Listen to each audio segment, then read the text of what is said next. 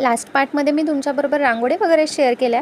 आता बघताय तुम्ही महाराज लोक वगैरे येतात आहे, त्यांच्या पाय धुण्यासाठी इथे पाट आणि पाणीसुद्धा ठेवलेलं आहे. आता एक टेम्पो गेला इकडनं विण्यावाले, त्यानंतर बाकी भजनी मंडळ वगैरे येतात आहे.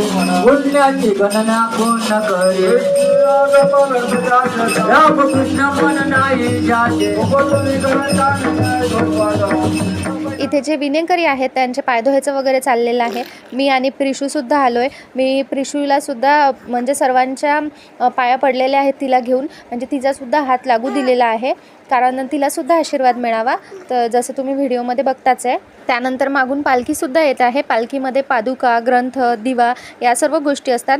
पालखीची आणि ज्यांनी पालखी घेतलेली आहे त्यांचीसुद्धा पूजा करायची आहे. जे तुळस घेतात त्यांचेसुद्धा पाय धुतले जातात, त्यांनाही प्रसाद दिला जातो. प्रिशूला घेऊन मी त्यांच्यासुद्धा पाया पडलेली आहे. पुढल्या व्हिडिओसाठी भेटूया नेक्स्ट पार्टमध्ये. तोपर्यंत बाय.